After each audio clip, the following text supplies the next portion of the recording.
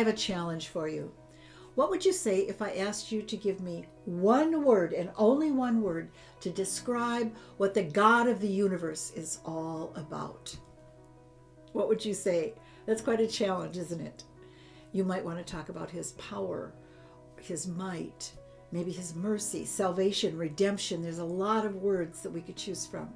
But I have a suggestion, because I know what word I would choose. And that word is brachot, which is the Hebrew word for blessings. Because if you think about it, that's what our God is really all about. And we find it from the very beginning of the book, the first few pages of the book of Genesis. We see God creating and then blessing, creating and then blessing. With each creative act, he is making a firstborn. And then, as a father, he blesses that firstborn with the blessing of inheritance. And God sets a pattern, which we see repeated often in the scriptures. We know also that that pattern became a critical part of most of the cultures of the ancient Middle East. And as the Hebrew nation became established, began to grow and to develop, that same pattern became a critically important part of the family and the community of Israel. And that shouldn't surprise us at all, because if we go to Genesis chapter 12, verses 1 through 3, what do we find? Blessing, blessing, blessing. God calling Abram out of Ur of the Chaldees to create an entirely new, never seen before people group whose sole purpose is blessing. Wow. And then if we go to the end of the book of Genesis, we find blessing again. This time it's Jacob blessing his sons. And the concept of the blessing of inheritance for the firstborn is a pretty important part of the first part of that narrative. We see Joseph interacting with his father Jacob. Jacob is about to bless Joseph's sons, but he places his hands on the younger one first rather than on the firstborn. Joseph is a little disturbed. He says, "Hey, Dad, you got the wrong one." And Jacob in the Hebrew says, "Yadati, beni yadati, I know, my son, I know." And then he does it anyway, which shouldn't have surprised Joseph, and that shouldn't surprise us either, because it's not the first time that that's happened in Israel's history. You know, it's as if God creates a pattern, he puts that pattern in place, and then once in a while in his sovereignty, he just turns that pattern upside down.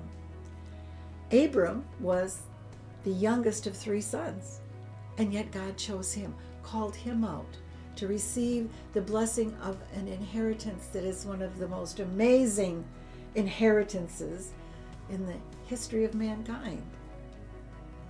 Isaac receives the blessing rather than his older brother Ishmael. Jacob receives the blessing rather than his older brother Esau. Joseph himself is the second youngest of 12 sons, and yet we find Jacob blessing him first. And not only does he bless him with the promise that he will be restored, remember they're in Egypt, he will be restored to the land of his fathers, but he also tells him that he has given him a portion above his brothers. And then Jacob goes on to bless the rest of his sons with words of encouragement, praise to God, a little description of character and personality, and then prophecy. Jacob speaks a word of prophecy over every one of his sons, giving them a glimpse not just of their own future, but of the future of the nation of Israel. He says to Judah, "Your brothers will praise you, and from you will come kings, eventually a king above all kings, like King David, who was in fact from the tribe of Judah." Or as Christians, when we read the Gospels, we see that Yeshua, Jesus, came from the tribe of Judah. Issachar was promised that he would have the blessing of resting in a serene and wonderful and pleasant place. His tribe later is given the land of the southern Galilee, where we find the Jezreel Valley, which today is some of the most beautiful, serene, productive farmland in the entire country. He speaks to his son Benjamin, and he says, Benjamin, you will be a ravenous wolf. You will devour your prey and then divide the spoils. And we know that some of the most influential and powerful military leaders in Israel's history came from the tribe of Benjamin. And on he went, blessing his sons, making sure they understood that the source of the blessing was God, that God was the one that would perform the blessing in their lives. He spoke boldly over his sons because he was a man who knew God's faithfulness. He told his sons that they were chosen by God, that God had a purpose and a plan, not just for their own lives, but that would affect untold future generations, that God is a God of faithfulness.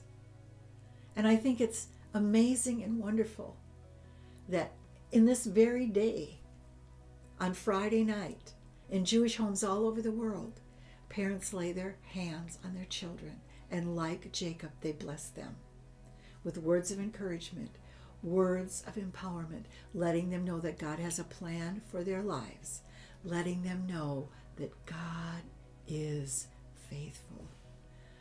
Doesn't it just make you wonder what would happen if all parents everywhere could just follow that example?